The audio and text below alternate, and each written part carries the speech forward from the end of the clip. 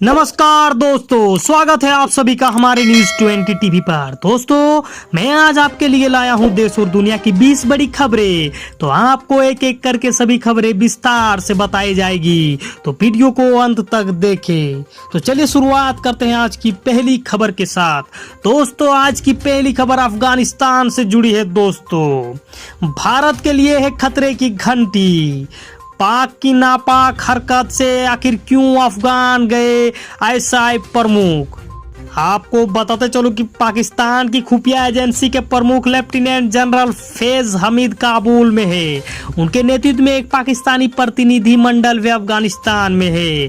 खास बात यह है कि आईएसआई प्रमुख का यह काबुल दौरा ऐसे समय हो रहा है जब पंजशीर घाटी में प्रभुत्व के लिए तालिबान और पंजशीर लड़ाकों के बीच जंग चल रही है। वहीं दूसरी खबर दोस्तों, मुजफ्फरनगर किसान महापंचायत में सीएम योगी के लिए आपत्तिजनक बयान, पीएम मोदी के खिलाफ भी नारेबाजी। आपको बताते चलो कि उत्तर प्रदेश के मुजफ्फरनगर में किसान महापंचायत का आयोजन किया गया। इसमें बड़ी संख्या में किसान पहुंचे हैं। किसान महापंचायत के मंच से प्रधानमंत्री नरेंद्र मोदी और उत्तर प्रदेश के मुख्यमंत्री योगी आदित्यनाथ के खिलाफ जमकर नारेबाजी की गई। यही नहीं, इस दौरान किसान संगठनों के नेताओं ने कहा कि आगामी विधानसभा चुनाव में उत्तर प्रदेश और उत्तराखंड से बीजेपी को उखाड़ फेंकना है। वही किसान महापंचायत दोस्तों, राकेश टिकैत ने लगवाए अल्लाहू अकबर हर हर महादेव के नारे, बोले हमें समाज को जोड़ना है। आपको बताते चलो कि मुजफ्फरनगर के गवर्नमेंट इंटरमीडिएट कॉलेज ग्राउंड में आयोजित संयुक्त किसान मोर्चे की महापंचायत में भारतीय किसान यूनियन के प्रवक्ता राकेश टिकैत ने अल्लाहू अकबर और हर हर महादेव के नारे लगवाए। उन्होंने कहा, अल्लाहू अकबर और हर हर महादेव के नारे पहले भी लगते थे और आगे भी लगेंगे। भाजपा के लोग बांटने का काम करते हैं, दंगे करवाते हैं, लेकिन हमें इन्हें रोकना है। हमें तोड़ना नहीं बल्कि जोड़ने का काम करना है। उन्होंने कहा कि उत्तर प्रदेश की जमीन को दंगा करवाने वालों को नहीं देंगे। वहीं इंफोसिस को आरएसएस से जुड़ी पंच जानिया ने बताया, देश विरोधी सरकार और व्यापार संगठन चुप। आपको बता चलो कि भारत की सॉफ्टवेयर बनाने वाली कंपनी इंफोसिस को राष्ट्रीय स्वयं संघ से जुड़ी साप्ताहिक पत्रिका पंचाजन्य ने देश विरोधी करार दिया है। वही केरल में कोरोना के बीच निपाह का डर, बच्चे की मौत के बाद 2 और लक्षण, हाई रिस्क में 20 लोग, इलाके में लॉकडाउन। आपको पता चल कि कोरोना से जूझ रहे केरल में निपा वायरस एक नई चुनौती के तौर पर सामने आया है।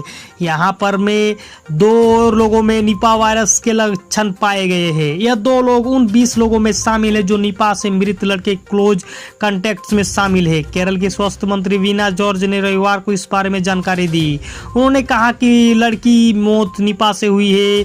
हम हालात पर निगाह बनाए हुए हैं। एनसीडीसी की टीम भी इससे निपटने की कोशिश कर रही है। वहीं अफगानिस्तान से खबर, काबुल पर तालिबान के कब्जे के बाद उपराष्ट्रपति साले ने जला दिए थे अपनी बेटी पत्नी की फोटो। आपको बताते चलो कि तालिबान ने अफगानिस्तान को अपने कब्जे में ले लिया है, लेकिन पंजशीर में घमासान जारी है। हालांकि उसका दावा है कि पंजशीर पर भी उसने कब्जा कर लिया है, लेकिन नॉर्दर्न अलायंस ने उसके दावे को खारिज कर दिया है। अफगानिस्तान के पूर्व उपराष्ट्रपति अमरुल्लाह साले पंजशीर में तालिबान से लोहा ले रहे हैं। उन्होंने पहले ही स्पष्ट कर दिया था कि वो तालिबान के सामने सरेंडर नहीं करेंगे। वही अफगान की कुर्सी के लिए बने जानी दुश्मन, तालिबान संग झड़प में हक्कानी ने चलाई गोली, ब्रदर घायल। आपको बताते चलेगा, अफगानिस्तान में कब्जा जमाए तालिबान के 2 सप्ताह से अधिक का समय हो चुका है, मगर अब तक सरकार गठन को लेकर कोई हल नहीं निकला है। अफगानिस्तान में सत्ता की कुर्सी को लेकर तालिबान और हक्कानी नेटवर्क आपस में भिड़ गए हैं। इस बीच खबर है कि तालिबान के सह संस्थापक अब्दुल गनी ब्रदर और हक्कानी गुट के बीच झड़प हुई है और इसमें गोली भी चली है।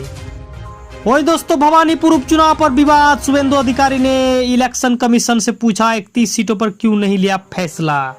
आपको बता चलो कि भवानीपुर विधानसभा क्षेत्र में उपचुनाव की घोषणा को लेकर राजनीतिक विवाद छिड़ गया है। यहां से मुख्यमंत्री ममता बनर्जी ने चुनाव लड़ने का ऐलान किया है। यह विवाद निर्वाचन आयोग की अधिसूचना से उपजा है। चुनाव आयोग ने राज्य के मुख्य सचिव HK द्विवेदी का हवाला दिया है, जिसमें उन्होंने कहा कि पश्चिम बंगाल सरकार के विशेष अनुरोध के कारण भवानीपुर निर्वाचन क्षेत्र में उपचुनाव कराया जा रहा है। वही सैयद अली शाह गिलानी के बेटों का आरोप, पुलिस ने जबरदस्ती किया अंतिम संस्कार। आपको बताते चलो कि 92 वर्षीय गिलानी का निधन 1 सितंबर की रात हुआ था और 2 सितंबर तड़के उनका अंतिम संस्कार कर दिया गया। गिलानी के बेटों का कहना है कि उनका अंतिम संस्कार परिवार की मर्जी के खिलाफ किया गया, जबकि पुलिस ने इन आरोपों से इनकार किया है। वही छत्तीसगढ़ में भूपेश बघेल के पिता पर एफआईआर दर्ज, सीएम बोले कानून से ऊपर कोई नहीं। आपको बता चलो कि दोस्तों ब्राह्मणों के बहिष्कार वाले बयान के चलते छत्तीसगढ़ के मुख्यमंत्री भूपेश बघेल के पिता के खिलाफ राज्य पुलिस ने एफआईआर दर्ज की है। मुख्यमंत्री के पिता नंद कुमार बघेल ने कहा हाल ही में उत्तर प्रदेश में यह टिप्पणी की थी। हालांकि पिता के खिलाफ केस दर्ज होने पर मुख्यमंत्री भूपेश बघेल ने कहा कि कानून से ऊपर कोई नहीं होता। वही दोस्तों यूपी के पूर्व राज्यपाल अजीज कुरैशी ने सीएम योगी आदित्यनाथ की तुलना राक्षस से की है। आपको बताते चलो कि दोस्तों यूपी में पूर्व राज्यपाल रह चुके अजीज कुरैशी को सोशल मीडिया पर ट्रोल किया जा रहा है, क्योंकि उन्होंने बस इतना ही कहा था कि सीएम योगी आदित्यनाथ राक्षस है। आपको बताते चलो कि अयोध्या नहीं फैजाबाद ओवैसी की यूपी में एंट्री से पहले बड़ा विवाद, साधुओं ने दी रुदौली रैली रोकने की धमकी।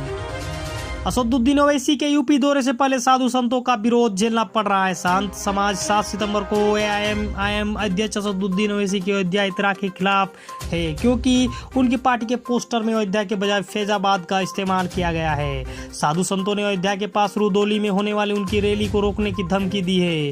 योगी आदित्यनाथ सरकार ने 2018 में फैजाबाद जिले का नाम बदलकर अयोध्या कर दिया था। वही भरतपुर में बीजेपी का दबदबा, नटवर सिंह के बेटे जगत जीते। आपको बता चलो कि भरतपुर में जिला परिषद के वार्डा नंबर 8 से बीजेपी प्रत्याशी जगत सिंह ने 5185 मतों से अपने प्रतिद्वंदी को हराकर जीत हासिल कर ली है। जगत सिंह 2 बार विधायक भी रह चुके हैं और इस बार भरतपुर जिला से प्रमुख की दावेदारी पेश कर रहे हैं। वहीं मथुरा में डेंगू का कहर, सीएमओ के पैरों पर गिरकर बुजुर्ग ने लगाई गुहार, हमारे बच्चों को बचा लो। आपको बता चलो कि मथुरा जिले के फरा और बदले क्षेत्र में इन दिनों डेंगू और वायरल फीवर का प्रकोप फैला हुआ है। जिले में अब तक 18 मरीजों की मौत हो चुकी है, जिनमें 12 बच्चे शामिल है। फरा क्षेत्र का कोह गांव सबसे ज्यादा डेंगू बुखार से प्रभावित है। यहाँ 6 बच्चों की मौत हो चुकी है। कई बीमार स्थिति है कि गांव के एक बुजुर्ग ने बच्चों की जान बचाने के लिए सीएमओ के पैरों पर गिरकर गुहार लगाई। वही 20 दिनों तक कार्यक्रम, 500 crore post card, PM Modi का बर्थडे इस बार होगा और खास। आपको बताते चलो कि प्रधानमंत्री नरेंद्र मोदी के जन्मदिन को इस बार भारतीय जनता पार्टी खास तरह से मनाने की योजना बना रही है। प्रधानमंत्री मोदी के जन सेवा में 2 दशकों की चिन्हित करने के लिए भारतीय जनता पार्टी 17 सितंबर को उनके जन्मदिन पर 20 दिवसीय सेवा और समर्पण अभियान शुरू करेगी। इसमें विभिन्न कल्याणकारी गतिविधियां शामिल होगी। वहीं पीएम मोदी का पुतला जलाने के खिलाफ नेपाल, काठमांडू से सरकार ने दिए सख्त आदेश। आपको बता चलो कि भारत के प्रधानमंत्री नरेंद्र मोदी की पुतला जलाने और उनके विरोध में नारेबाजी के खिलाफ नेपाल सरकार ने सख्त आदेश निकाले हैं। पिछले कई दिनों से नेपाल में एक नेपाली युवक की मौत के मसले पर विरोध प्रदर्शन हो रहा है। नेपाली युवक की मौत उत्तराखंड के बॉर्डर जिले पिथौरागढ़ से लगती काली नदी में गिरने से हुई थी। वही पुलिस वालों ने वर्दी में रौब दिखाया तो खैर नहीं, पुलिस आयुक्त राकेश अस्थाना ने जारी किया आदेश, बोले नहीं सुधरे तो होगी कड़ी कार्रवाई।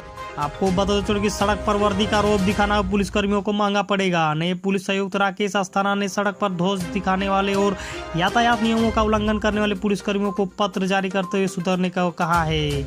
पुलिस आयुक्त ने यातायात नियमों का पालन करने का निर्देश देते हुए साफ कहा है कि ऐसा न करने पर पुलिस कर्मियों के खिलाफ विभागीय कार्रवाई होगी। वही तालिबान को झटके पर झटका, न बनी सरकार, 600 लड़ाके भी ढेर, अब ईरान ने कर डाली लोकतंत्र की मांग।